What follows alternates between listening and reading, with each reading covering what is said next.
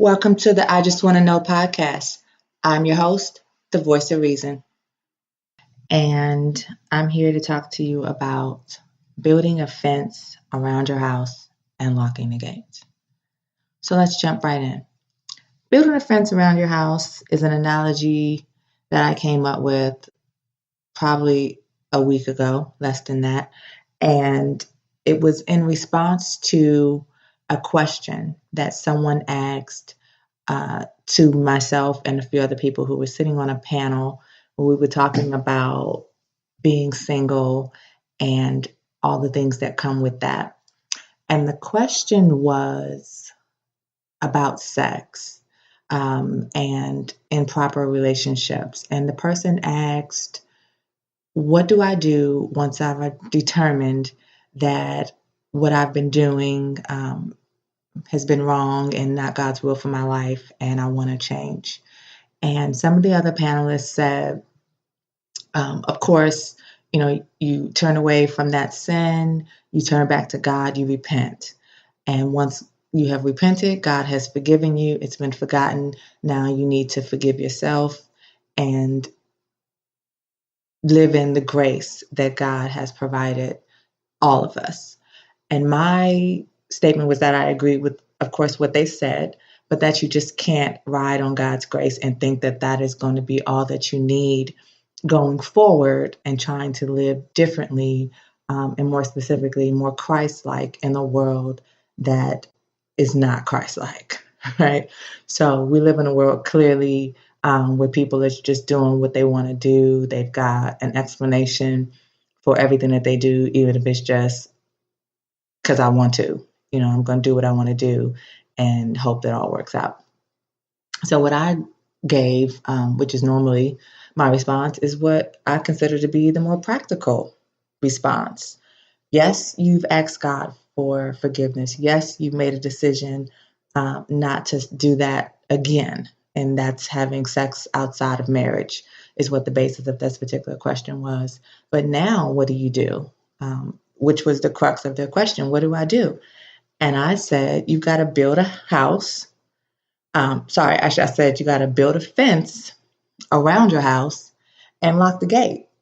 And then I broke that down and I said that the house is you. You are the house. The fence is your standards. And then the gate, the lock on the gate are your boundaries. And so in a house, you have rooms, living room, dining room, bedroom, kitchen, bathroom.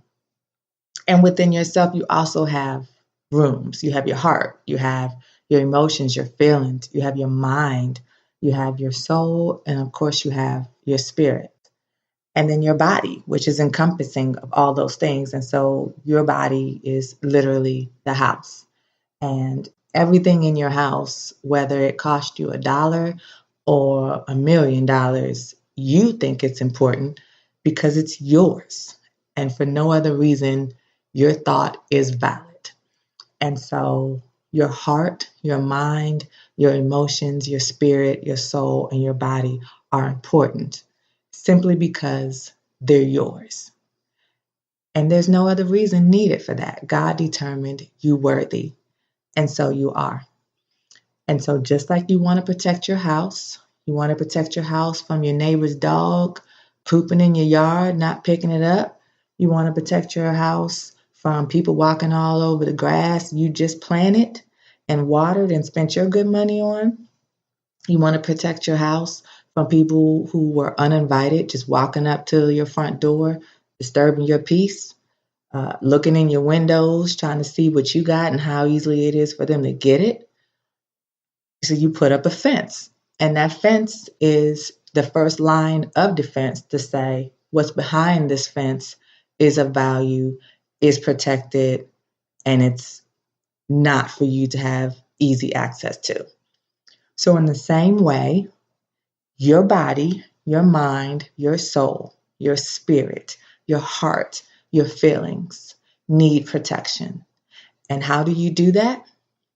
With standards. Standards are what you decide they are. You decide whether something is acceptable. or not acceptable. Whether you like something or don't like it, you're okay with it, you're not okay with it. A standard is exactly what you have decided you are worth. It's your self esteem, it's your self worth, it's your self confidence, it's your self value.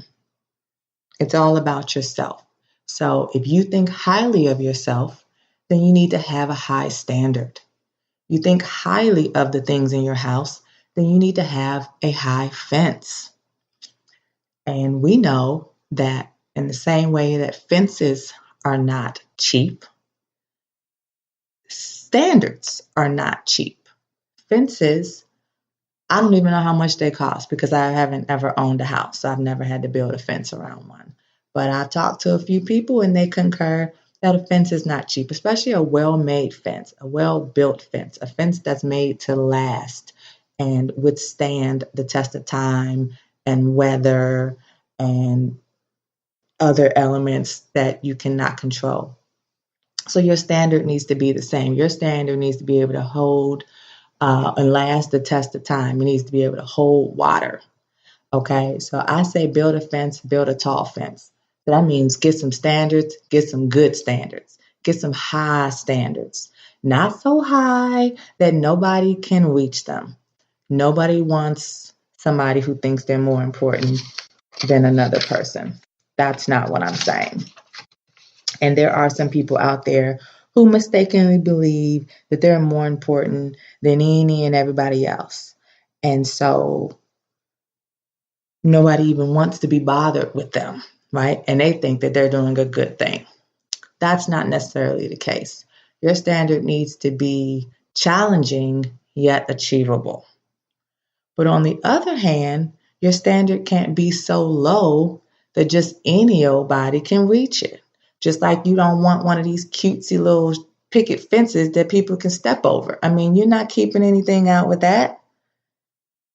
This fence is just an expensive aesthetic. It's just something pretty to look at, but it has no real purpose.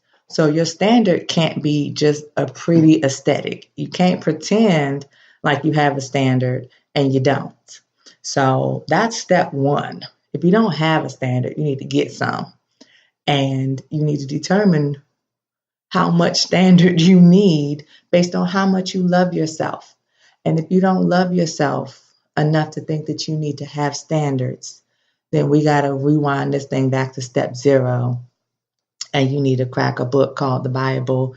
You need to ask somebody how to find some worth because it's very important.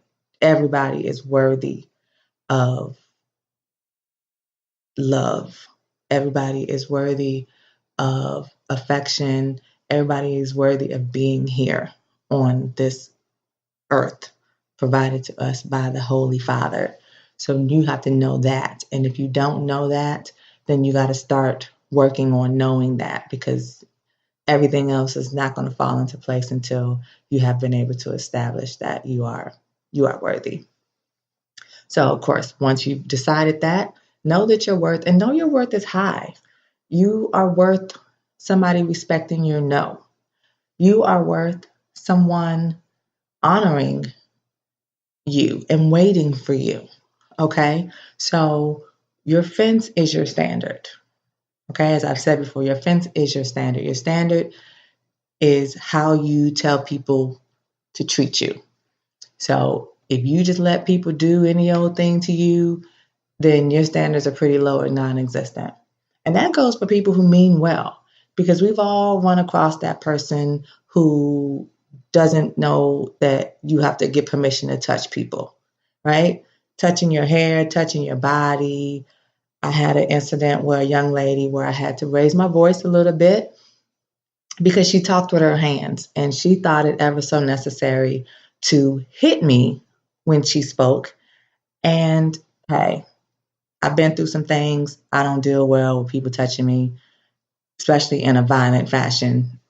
And so she just kept doing it. And she couldn't realize, or she never thought more of me than she thought of herself. So she just kept doing it. And I had to let her know, listen, that's not okay. You can't put your hands on me, girl, because I'm going to put my hands on you back, and it's not going to be in the friendly way that you mean it to be. So don't feel bad about setting a standard. Don't feel bad about the people who are going to be eliminated immediately based on the standard that you set for yourself.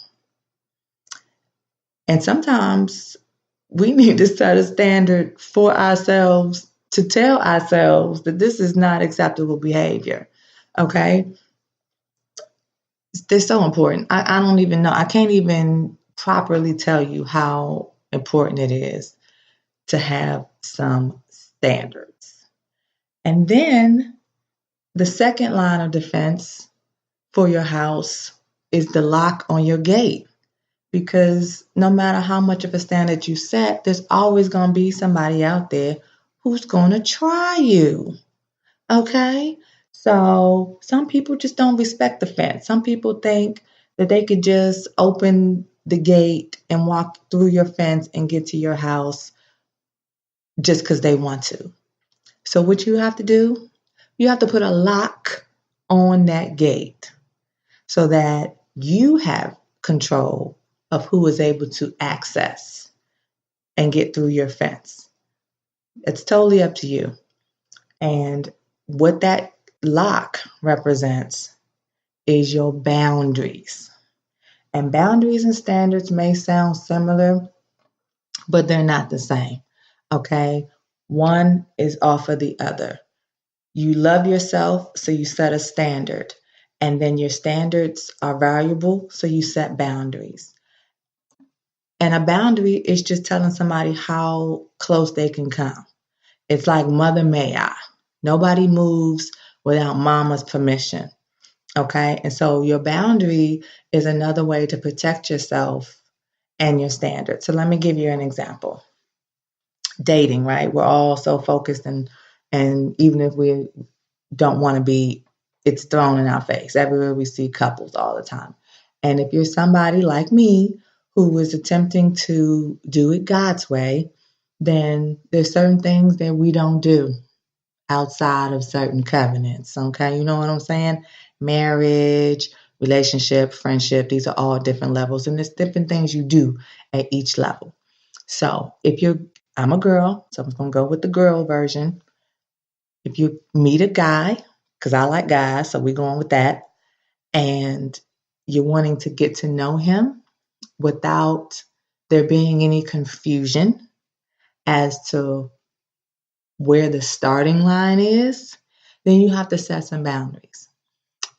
If they're cute, you got to set some boundaries. They got a nice, you like what they working with, you got to set some boundaries because guys, they're physical, right? They're hunters, they're go-getters. They see what they want and they want to go get it, and that's great. I love that. But as a woman, we have to set the boundaries for whatever stage you're in. When you first get to know somebody, in my personal opinion, and since this is my podcast, my opinion is the only one that matters, I don't think that people need to know where you live. Like, you don't need, I don't like it when I meet a guy for the very first time and they ask me where I live or, do you live around here? Why? I live in the area. It's none of your business. Are you coming to my house? Are you following me home? I mean, maybe I'm a little paranoid, but I just don't know why you're asking me where I live. That's none of your business. So I literally keep my house protected, and I don't even have a fence. But my boundaries, my invisible fence is strong, and there's a big